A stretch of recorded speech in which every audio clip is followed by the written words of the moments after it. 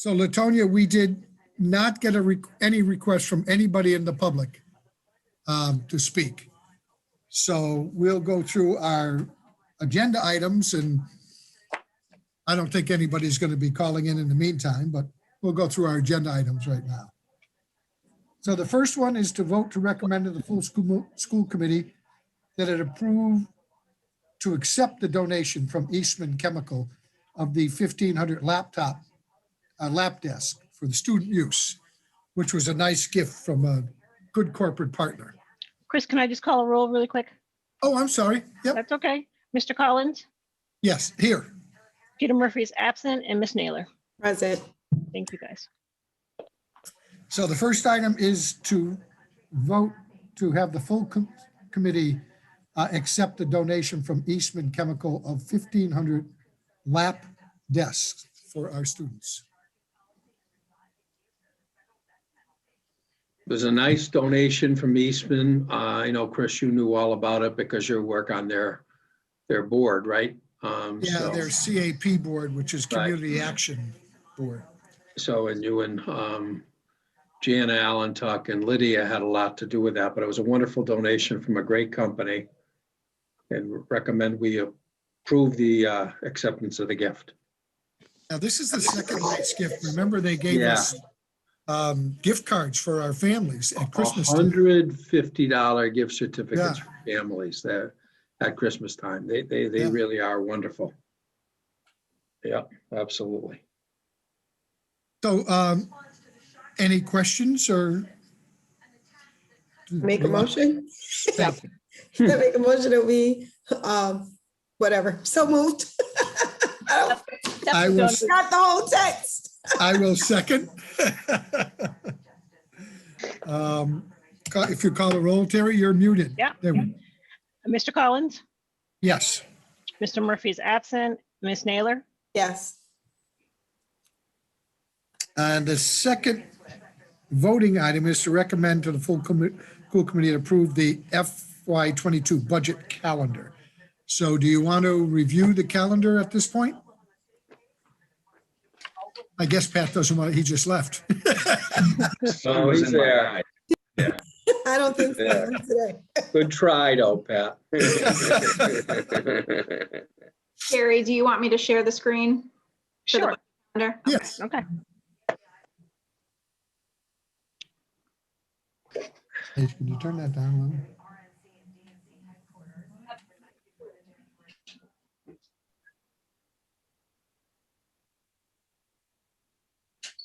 So this calendar pretty much follows the same calendar we've done for the past few years. And it's worked out pretty well as a schedule. So what we did is just updated the dates, and that's what we're recommending. Yeah, it looks pretty much like what we've done. Yep. And it's worked very well. And so the committee priorities are due in by the end of the month, by the middle of the 19th. So 9 days from today. Okay. Okay. Questions, Latonia? I mean, it is the same one we've been using. Are you okay with this? I think it's fine. Okay, so do you want to So I make the make a motion that we accept the school committee budget calendar. I'll second that. And roll call vote. Mr. Collins? Yes. Mr. Murphy is absent, and Miss Naylor? Yes. Okay, so budget survey. I guess that's Pat, or is it superintendent? I'm not sure which. No, I think, Pat can follow up on it. So this is a survey typical to what we've done most years to get input from the public. So Nazelle helps us with that every year. So makes sense to me. Pat, do you have anything to add? Just that it's the school committee's budget survey. So, any changes you'd like to it, that's why we have it on the agenda. So you can take a look. And if if you're happy with it, we'll go forward. And if not, you're welcome to make any changes. It's the exact questionnaire that we've used for a while now. Yeah. Yeah, we've used this about 2 or 3 years in a row at least, I think. I'd say at least that. I have a question. So is it only in English and Spanish? Yes, although I believe it can be translated if it needs to be in other languages, but it's only posted on the public website in English and Spanish. Do we have a disclaimer somewhere that if folks need things in another language other than Spanish of how they would request it? So once it's on the website, there is a translation button on there. So you Okay. can have a translation of any document that's on there. Perfect. Thank you. Good, so that's on our website, and that's where we publish this, right? The SPS website, correct? I'm pretty sure that's where we publish it. Yep. So it'll translate it into any of the languages that we need it translated into automatically. That's my understanding of how that translate button works. You're correct, Attorney Phelps. It does work that way. And if you remember a couple of years ago, there was a concern that the translate button wasn't as prominent in the placement. And so Azelle moved it, and it's very prominent now. Good. Yeah, I remember that conversation. I think that's what made me think about it. Yeah, and And I there know are where to find instructions things on the our- website, so I just go to it, but people who are not on it all the time may not, but I do remember seeing the translate button now that you mention it, and it was bigger and easier to see. and that came from the school committee. Somebody on the school committee was concerned about it. Yep. It was a speak out, and then we kind of worked with the individual to do all kind of things in different languages, and that was one of the recommendations. Right. Thank you. That certainly saves. Now, if they wanted to request, not that they probably would, of course, they can always print it, right? If they translate it, they could then hit print and print it off the website if they wanted to. So certainly saves sending a lot of stuff home, doesn't it? Mhm. Considering they're not at school to be sent home anyway. So. Well, that was one positive. People did learn more how to use all the internet stuff, and Yep, they're pretty good at it, so. absolutely. Okay. It's a lot more efficient. That's y'all calling me. Y'all call me like 10 times a day. Springfield Public Schools. Probably about the survey to make So sure. Azelle's working hard on the communication, as you could see. Yes. They can't say we didn't try, because I could tell people I got 20 phone calls, so I know you did. I don't have any suggestions on the template or any questions, Chris. Okay. So I think it's this is fine just what a- we did. Mhm. Yeah, I think it's great. The same thing we did. I'm glad that you brought up the translation button, because now that that's more prominent, it will make it easier. And I agree that one of the outcomes of going remote is people are much more adept now at getting information this way. So the next discussion is the school committee priorities, which I think is self-explanatory, right, Pat? It's just a matter of the school committee will have Patty send out a letter and ask them to get them in by the 19th, or Terry, either one.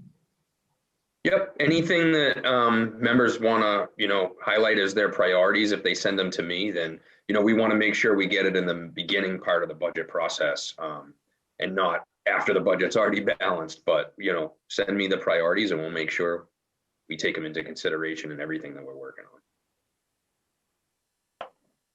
Be interesting this year, I think, to see the section where other comments are this year. We'll see what remote generates for new comments. I think it'll be kind of interesting. I have a question related to the process. So I know there was today an announcement that President Biden approved a large amount of money for a lot of different things. I found out because of stuff related to my work, my day job, but I did remember seeing on there COVID-related expenses for opening schools. Would that money be considered part of the governor's budget, or would that be something in addition to the governor's budget? It'd be in addition. In That would addition. be in addition. Those would be the ESSER funds, right? So like DESI is only going to pay for the batch testing through April, I believe. And then it falls on the district if you want to continue to do it. District has to pick up the cost. But these monies could be used for a purpose like that. Yeah, perfect for one-time investments or COVID-related expenditures, and not something we typically put in the budget that would, year after year kind of expenses like. I just found it kind of interesting with all the pushing that both the governor and DESI have done about the testing and the batch testing, and let's get everybody to do it. Oh, yeah, but we'll fund it for a month. Well, you know what they're doing? They're pushing it to us, knowing we're going to be getting these ESSER funds. So they're, in essence, helping us spend the ESSER funds, if you will. Yeah, but what happened if we didn't get them? Because they've been saying this for a while. They're helping us spend it. He keeps alluding to that in his meetings. I'm like, that's not the money you're giving us. We asked him 10 times to help us with the October 1 date that he chose for the student enrollment, because the student enrollment was artificially low this year. They haven't helped us at all with that, but they keep telling how much money we're going to get in ESSER funds, which they don't control at all. So I just find that very interesting. Okay, thank you. Usually they blame the federal government. Now they're trying to take credit for the federal Yeah, they're kind of telling us, oh, you're going to get these ESSER funds and everything else. And yeah, very, very interesting. But yeah, we are going to have a lot of, the funding is going to be positive for one-time investments and those kind of things that you wouldn't put in a traditional budget, because you wouldn't want to put in things that are going to have recurring costs. No, and certainly some of the things that we've had to do or would like to do for remote work apply to in the classroom as well. So there's probably some one-time investment in infrastructure that we're going to want to make to accommodate that. Huge technological investments that are going to be required long-term to keep programs running the way they're going to need to in the future. Those would be ideal. Short-term, all the PPE and other requirements that we have to get us through these years, the pool testing, all that, that'll give us a funding source where we won't have to take it out of our general fund budget. Okay. And so Lydia, you're now in Texas, are you? No, you're not. It's not, guys. I see a cow head on the wall, but a beach behind you. So are you in the Gulf Coast of Texas with your new background? Galveston. Galveston. Wow. That's where I have my honeymoon. Really? Wow. Really? Yeah. I was gonna say it looks familiar. Wow. Yeah, it was very nice. I saw the beach, but I never saw the cow thing behind you before. I'm not paying close enough attention. It was the fireplace that got me with the door. Yeah, it's a beautiful fireplace. Yeah. Okay. Budget presentation. Bring that up, yeah. So we have our FY22 budget presentation. We're in the process of developing the budget. So to start off with, we always follow the district's priorities, the vision and core values and everything that we do when we balance the budget. Same thing, the 4 strategic priorities, raising student achievement, it's in everything that we do. We're prioritizing investments that have the greatest impact on student achievement and well-being, and scaling back in areas that don't. We're always trying to be creative with options and service delivery models, and we use data to drive our decisions. So we're constantly looking at every department in every budget, looking at the data and then asking questions and then realigning, cutting, adding, and realigning everything based on that. So to start off with, Alex, if you wouldn't mind making that a little bigger. So for FY22, Chapter 70, state aid, it does include SOA funds this year. So I know last year it was in the governor's budget and then it got cut out halfway through the process. We're hoping this year that it stays in there. So you can see Chapter 78 is going up 23 million or 6.1%. The second line there, the city of Springfield contribution, it actually has an asterisk next to it. And that's because the city's contribution is going up $1.3 million, I believe. It's at the footnote in the bottom. But the state, the governor is allowing some of the ESSER 1 funds to be applied towards it. So the city is going to be using $1.5 million out of the ESSER 1 funds towards the contribution.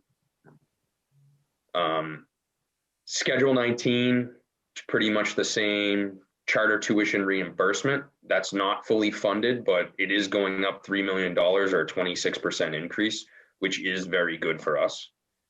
Other revenues about the same. And at this point, transportation and adult ed and leases, we lump them all together because those are non-net school spending. They kind of don't really affect the way we do the budget. That's just kind of a plug in there at the moment. Do you really anticipate it going up 15 or 16%, Pat?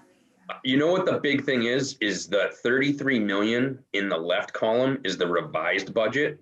And we had cut some of transportation's budget this year because we weren't in school. So the city swept those accounts and we reduced the budget. Yeah. Okay, all right. It just looks much bigger than it actually is. We don't expect a significant increase in transportation for the fall. In fact, some of the work we're doing, we're hoping there's some savings.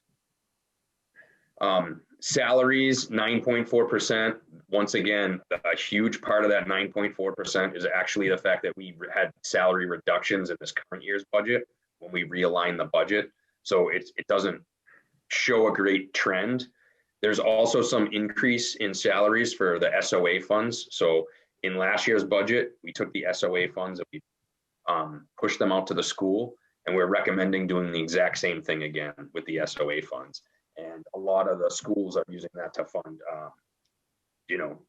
academic intervention teachers and positions like that. Supplies and services is pretty much level funded. The empowerment zone, you can see the percentage of revenue that they get. We're still working with them on their numbers, but because we don't have control of it when we're balancing the budget, we break them off into a separate line item. Health insurance, we're assuming a 5% increase, but we need to work through the numbers. We actually go through and analyze it because everybody's on a different health plan and each health plan goes up a different percentage. So we're going to keep working through that.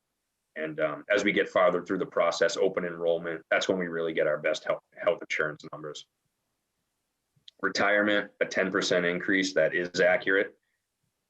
Other benefits, 4.8% increase. We believe that's pretty close. Utilities, they're showing a large increase because we had utilities were lower this year with no kids being in the building. We didn't have the heat and the AC on to the levels we would have in prior years. And you can imagine less electricity and everything. Sped out of district tuition, this is really good. We actually have a significant reduction in special ed out of district tuition. We're down in kids and we have a little extra carryover. We had some savings from the year before as well. So that should be a pretty accurate number as far as what we're going to end up with. We still have some tweaks there, but that should be pretty close. Incredible job done by the SPED division in reducing out of district tuition. At one time, we had upwards of 550 relative to kids out of district. I think right now it's at 203. So they've done a great job of building in-district programs, quality programs, and keeping kids in district. So it's efficient. It's a better way to serve our kids. So great job to the SPED department on that, holding the line on those expensive out-of-district placements. Sometimes we get flack from parents on that, but it's the right thing to do. Yes. Latonia, that's a yes. That's a 14.8% decrease. Right. And the nice thing is you were validated by the First Circuit Court of Appeals on your in-district programs. Yep, absolutely. Because we've built great in-district programs in order to do this. So we're providing a better service in district, which is exactly what the intent of the law is we're supposed to do. We're supposed to provide maximum feasible benefit, but in the least restrictive environment. So the SPED division has done a tremendous job on this. And Dr. Morris's leadership has been great. Charter school and school choice is going up $8.4 million or 12%. Once again, continues to be a budget driver for us, a cost driver. With charter schools, right, we still have the same building costs, principal costs, custodial costs, but all the revenue for those students are leaving. That's why seeing the increase up in the charter reimbursement is helpful, but they're still not fully funding it to the level they committed to by law. You see transportation, adult ed, and leases again, once again, because it was a plug, we show it on the top and the bottom, it zeroes itself out. And so right now we're anticipating an $8 million budget gap. So that's what our teams are out solving for. We just finished up meetings with all, or we're in the process of finishing up meetings with all the department chiefs. And we're sitting and going through each budget line item by line item. Each chief comes in with their proposed cuts. And we're going through each one of the budgets line item by line item.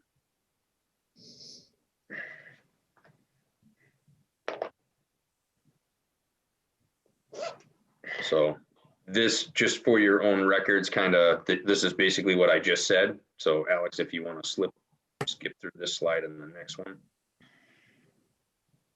Yep, that one's fine too. So the state budget process, the governor's budget came out on January 27th. And, we're expecting late April and May to be when we really start getting some of these numbers. Last year, you can see by what we have on here, it wasn't until November. We're very much hoping that the state is in a much better position, that they don't have to wait till November. We had our plan and a contingency plan last year, and we're going to do the same exact thing. We're going to go with the plan and the contingency plan.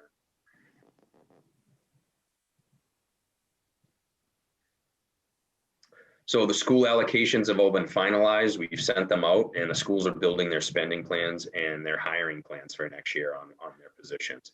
That included the Student Opportunity Act allocation that we gave them, and they're building a specific plan for that. As I said, we're reviewing the central office budgets, meeting with chiefs. Every chief submitted a potential 3% reduction. So some of them we take, some of them we don't. Anything that makes sense, we're definitely finding those efficiencies. We're waiting on the empowerment zone to get back to us. They pick central services, which ones they want to buy. Do they want the math department? And then we factor that into our budget. We're also reviewing things like general fund carryover and ESSER to help make up that $8 million deficit. And we're hoping that the GIC rates will be in and open enrollment will happen. Once again, the schools are being told not to spend the student opportunity until to develop a plan, but to wait. Are we doing that again this year? We told them to develop a plan on it. They're still developing the plan on it. They haven't spent it yet, but they're developing a plan on getting those funds.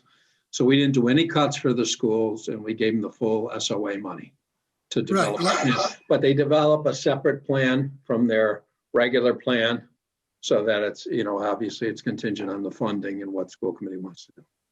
Right. And last year we said don't spend any of that till we actually know we're going to have it in hand, right? Thank God, because we never ended up getting it, but it was built separately, so it wasn't part of the regular budget. So it was easy for us to just say, okay, we can't do that for this year, and it was done separately. And we're building it the same way this year. So our budget team's going through the major accounts like health insurance, fringe, utilities, out of district tuition, transportation, and they're just looking, doing some high level modeling, seeing where we can cut, seeing what efficiencies are there, looking at all the funding sources. So after that, we'll have a balanced budget, and you can see pending approve, we'll have the budget viewing scheduled for April 26th. That's what you just voted on the calendar. May 6th will be the school committee vote on the superintendent's recommended budget. Any questions? Pat, are you sending this presentation out to the full committee? Yes, we'll make sure they get it. Terry, did they already get it? No. because I Oh, okay. didn't receive it yet, so I Oh, figured I'd just yep, send it I out later. apologize. No worries. No, But no we'll get problem. it out Just, to everybody. Yeah, as long I'll as we send it get it out. out to everyone, it's great. yeah, it should have come here first anyway, but we Right. just want to make sure it goes out to everybody. So as far as priorities, when the school committee gets asked questions by state legislators, fully funding charter tuition, where that's what we would say one of our number one asks are. And then continuing to fund the Student Opportunity Act. So the governor put it in his budget, and we want to make sure the House and the Senate don't choose to cut it. They don't see that these ESSER funds are coming, you know, the funds that Latonia was bringing up. We want to make Yep. sure that the House and that it doesn't get out there that, oh, the schools are already getting enough money. We'll just cut the ESSER, which is a little bit of the fear that's right now. That could happen. And the other thing we just want to remind the school committee, that a lot of MASs, MASC are still fighting that October 1st enrollment to go back to like last school year on that, so that we get the full funding on that. So some people are still fighting that as well. So just to keep that in mind, to speak to our legislators about. Well, other districts will get hurt more than Springfield, I believe. Because I'm not sure if people had the kind of attendance we did. Yeah, but we dropped student count though, Chris, on October Right. 1st. Yeah, so that's what it gets hit on. It's not on attendance. It's who was in on October 1st. And it's a big hit. And we really think most of these kids are going to end up coming back to us. So it's really unfair for them to base it on this October 1st, where you had, you know, everything going on with remote learning and a lot of the parents deciding, well, I might as well do home instruction. A lot of those kids will end up coming back to us, but we take the hit on October 1st. So it's going to hit us. I think the count was it 700 or 800 that we were down, Pat? It was 700 kids, and it turned out to be about $7 million Yeah. that affected us in revenue. Yeah. And it's mostly pre-K and K, but it was across all the grades. Yeah, and it hit the urbans harder, but it hit everyone in the state. But it hit the urbans harder. So it's just something to keep in mind as we're, you know, I don't think that issue isn't settled yet. That just was unfair.